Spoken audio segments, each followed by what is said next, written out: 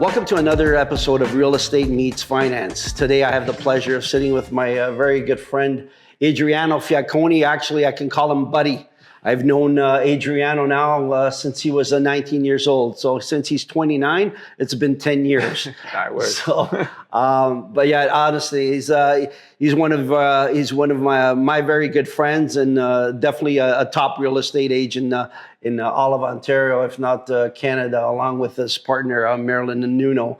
Having said that, Adriano, why don't you start off? Tell us a little bit about yourself, what you do, and maybe touch a little bit about. I know I'm putting you on the spot here, and it wasn't going to be one of the questions, but maybe a highlight.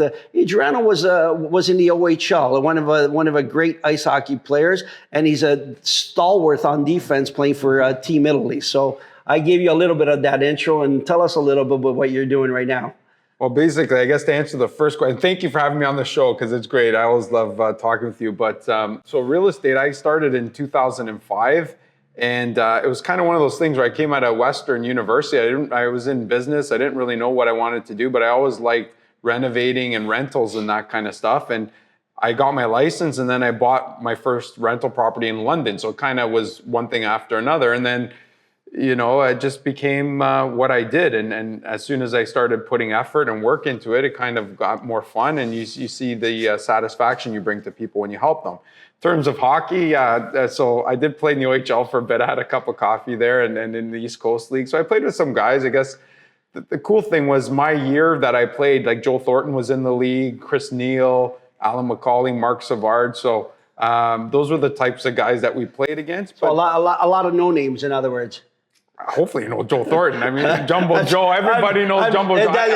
It was more of a joke there. Sarcasm. Those are all notable players. Yeah. So, all notable hockey players. Yeah, and then me. But it was good. A great experience. And then even in the East Coast League and stuff. So, hockey, I feel helps. I have a team now with my partner, Marilyn Nuno. And just being, I think, an athlete and knowing how to, I've been the best player on teams and I've been the worst player on teams.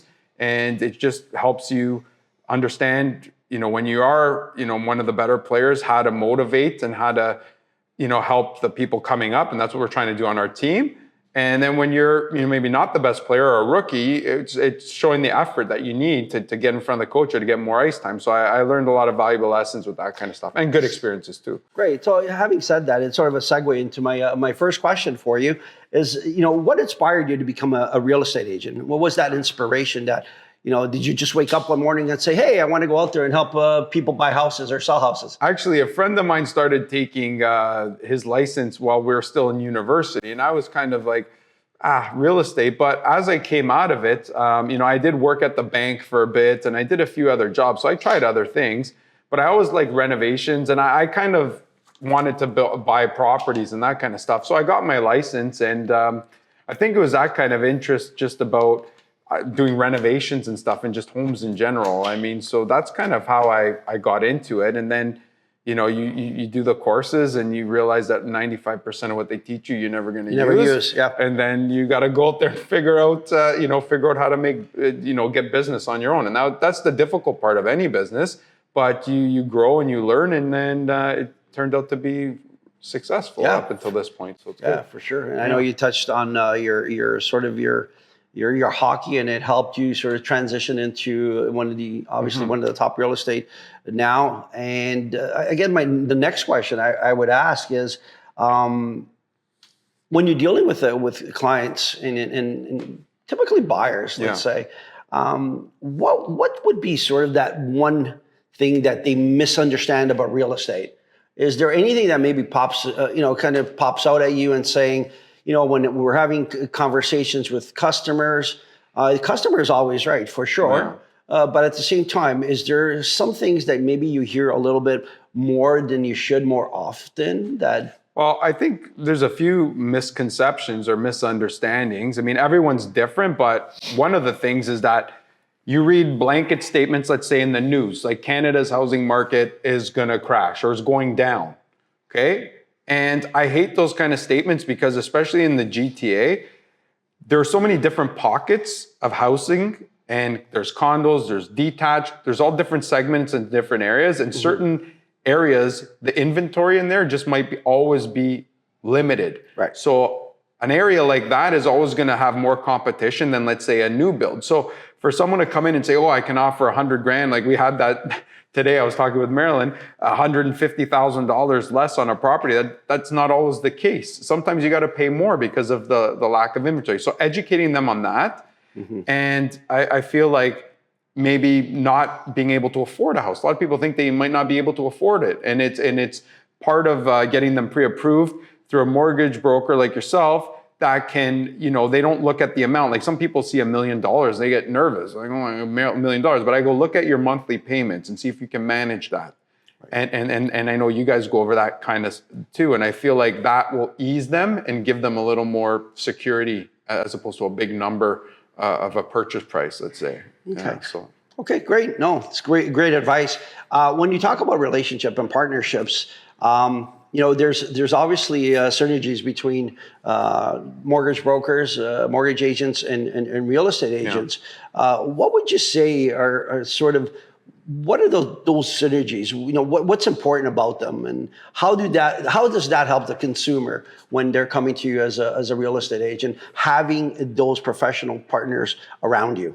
Yeah, so that's really big actually, and I kind of understood that more in the last maybe 5 or 6 years, especially during when the market was crazy, because there was a lot of multiple offers there, and you have to make sure, like I have a story that you were actually involved in, and we had, they had gone to... Am I going to get incriminated on this? No, you did a great job actually, okay. Because it was a big 5 bank lender, I'm not going to say who, and they were with the personal banker there. Yep. And we sold, everything was conditional, 5 days, and we went, and I'm like, you guys get anything? Not yet, not yet, not yet.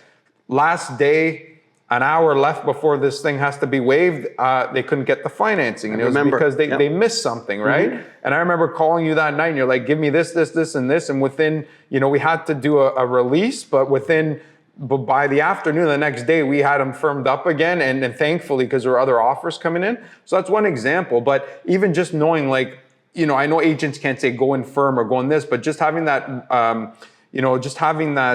relationship where I know that if you say, hey, this guy's like pretty good, I know that unless something major, he's lying or this person's lying, right, that deal's going to go through. And I feel confidence doing that. When they get, pre-approved by people I don't know, especially if it's just, a top 5 bank where it's someone working there as a salary, yeah, and the service isn't there. And then I know that I can call yourself on a weekend at night. So if I need a quick question, I know that it's going to be there. Yes, so there is a big difference. Yes. I've been I've been privileged to have your phone calls at 10:30 at night telling me that you're sitting with customers. But that speaks to sort of the service that you provide to your obviously your customers, that you're going above and beyond, and it's not only a 9-to-5 job.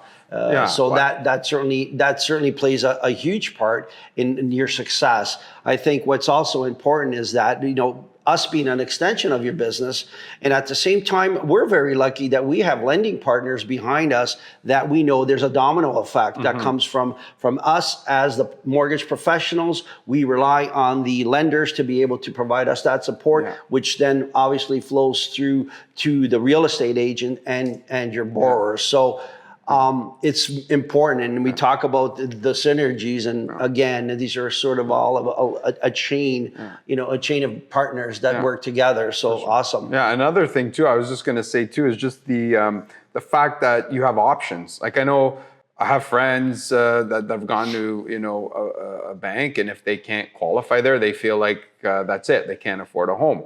What I do like is that I know if I ask you something, and this is where the relationships come in for a long period of time. If I ask you, hey, can this person get this done? And you've exhausted all your options, I figure like he's not going to be able to get money anywhere else unless it's like under the table or something like that. So I know that there's options, and you can provide like good options. So I do like knowing that as well. Even for myself personally, if I end up, needing more investments, I know that I can do that. So it's good to have that. For sure. No, that's awesome. When you're talking to purchasers, do you see that there's some common mistakes that a lot of the home buyers might be making when they're engaging into wanting to either purchase or sell. And I don't mean to say mistakes, but maybe there could be either misconceptions about selling their property, whether they need to stage it, should they be buying. It's often said that you should be buying the in the best neighborhood. Are those things true? Like, they be looking at those factors? Well, my biggest thing with a buyer or a seller, and especially like first-time buyers, is motivation. I feel like motivation is the biggest thing that'll get people going. I feel like a first-time buyer, if they're comfortable in their parents' house and not paying any rent, and then all of a sudden you're like, yeah, you could buy a condo and it's $3,000 a month. It takes them a while to get to that. They have to either get married or engaged or have a girlfriend or boyfriend pushing them to do that, right? I feel that's the same on a seller side, like someone who's looking to upsize. If they're comfortable, it takes them a while. Sometimes you talk to them for 2 years, then all of a sudden they get a dog and they have a kid and they're running out of space and they're like, yeah, and they move within 3 months. So some of that, I don't know if that answers the question directly, but I feel like motivation is a big part. For sure. And I just feel like knowing what they want. A lot of people are a little hesitant or they're fearful. Sometimes you see people, they qualify for more money. They might qualify to buy a 4-bedroom house and they buy a 3-bedroom. Like, we don't want to push it. And I try to tell them, I go, not that, I don't make any more money, if not much more. But the thing is I say, you buy a 3-bedroom house, what happens if you need that 4th bedroom? Then you're going to come to me. There's going to be realtor fees. There's going to be land transfer tax. There's all these extra expenses that if you just pay that extra little bit now, that's something that you can, move into. So those are the types of questions and conversations you have to have with your buyers and sellers, just to educate them and see what their fears are and, they're holding them back. Okay, and I guess these are conversations that obviously you sit down with them. Is there a process that you go through with them when they're looking to purchase a house? Other than us, obviously, and thank you for always trying to refer us customers and whatnot. But you take them through that process, and So typically, myself and Marilyn, like in our team, we try to teach this: is you want to sit down. It's a no pressure type thing. You have a coffee, either go to their house if they're looking to sell. You want to see the property, or if it's a first-time buyer. And, we have guides and stuff like that, but it's basically sitting down with them and figuring out what their needs are. And again, I always tell people, go get pre-approved or talk to your bank, because you want to know, as a seller who has a mortgage, can you port it? Is it coming up for renewal? Can you get a better rate? So we try to push them to talk to, a new lender, even if it's not their lender, to get, to be able to maybe get other options that they might not have had the first time. Because sometimes, I'm sure people get in and they just barely make it in. Now, 5 or 10 years later, they have equity, so they can now move to either a different lender and stuff like that. So those are the conversations you have. And then you got to figure out what you want, because I feel like if you're looking, I have people like, I'm looking from Guelph to Oshawa. I'm like, okay, well, good luck with that. Zone in a little bit into either the type of property or the location, so it makes it easier for us to do our job, right? And I'm sure on your end too, just to qualify them, because maybe there's different stipulations for sure, that kind of stuff. So if I'm a new borrower and I'm looking for Adriano Fiacconi, who's a great realtor and what have you, and I see you all over the billboards and social media and whatnot. What's that one nugget or piece of advice that you could give me when I'm jumping into the real estate market? I really don't know much about it, but is there anything that you could say to me, hey, Anthony, before you go out, these are some of the things that you should be looking at. I know we touched a little bit about it, but if there's one thing that you could really advise them on, what would that be before they go out to market? Well, I feel the first thing would be, don't be afraid of owning real estate. I think everyone should own a piece of real estate. I know it's tough, even if you can't afford living there, maybe you purchase it and you rent it out and you live somewhere. But I feel like that's because a lot of people get scared by the numbers, and a lot of people, end up renting.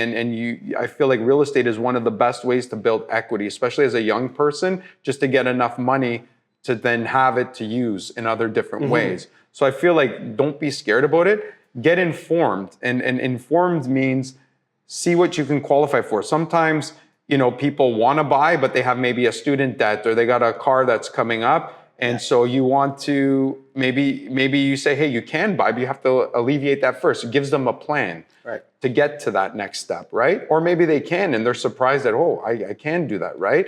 If they don't have the savings, take that step to know what you need to do to save to get yourself to a point where you can buy. And a lot of that comes by talking to a broker like yourself and myself, just to kind of put them on a path to their goal. So I think there are a few things there, but don't be afraid of buying real estate. Okay. Good market, bad market, over the long term, I feel like it's a great thing to have, at least even if it's one property. You can leverage it. Awesome. I don't want to talk about tariffs or anything like that, but with a lot of things that are coming down, and obviously some uncertainty in our economy with what's happening south of the border. In your opinion, very short, what do you think is going to happen with real estate in the next 2-3 months? Let's even say in the next 6 months. What do you think might be happening? That's difficult because I know rates were supposed to come down. They did come down. If they come down again, I feel like this is again like COVID. You're gonna have people that have money and that have access to money, and they're gonna take advantage of the cheap rates. And then you have people that are struggling. So the people, and this happens all the time, the people with money will be able to pick up properties, cheaper. And then when the market does turn, which it will, maybe if tariffs get lifted or, if Trump leaves, even in 4 years, those are properties that look like steals. And it's always when people are going one way that the people that go the other way and take the chances are the one that kind of end up on top. So I feel that if rates stay like this, I feel we're already starting to see that the spring market is kind of picking up at least a little bit better than it was. So I think we're going to see, good sales and maybe a slight increase in home prices. Okay, awesome. Well, I know we had Marilyn Nuno in our previous episode, and I know you're partner up with Marilyn. Let's tell the viewers where they can reach you, and I know there's going to be a lot of activity in the next 6 months. That doom and gloom will soon be gone, I'm certain. Yeah. But tell us about where they can find you, and then maybe we'll have a little laugh at the end to close it off. Okay. But tell us where they can find you. Give us your handle, your LinkedIn, whatever it is. Email simple, info@amrg.ca. So if you need to contact us there, we're on Instagram at a.m.realty.group. So you can find us there. amrg.ca is our website. And I'm sure if you type in Adriano Fiacconi or Marilyn Nuno or AM Realty Group, you're going to find us. You'll find our listings or find some of our YouTube or our podcasts online. So not hard. Yeah, I'm going to say 2 words that I know I'm going to get a laugh out of Adriano's side. So, like I said. Exactly. Right? Like I said. Well, listen, we talked a little bit about Adriano's personal life to start off with and what he enjoys. Adriano is going to be heading in, I believe it's November, to Bermuda to represent Team Italy in the ball hockey tournament. As I said, he is a stalwart defenseman. So if anybody's out there and interested in ball hockey, certainly tune in and you'll see him there backstopping Team Italy. Adriano, it's been a pleasure. I really appreciate it, buddy. Thanks for having me. I hold you in a lot of high regard as to what your talents, not only in the rink, but certainly what you've done over the years with your real estate. So thank you very much to all the viewers. It's been another wonderful episode of Real Estate Meets Finance. My name is Anthony Contento. I'm with Sherwood Mortgage Group. I'm looking forward to many more episodes with these wonderful young men and ladies. So thank you for viewing, and we'll see you soon.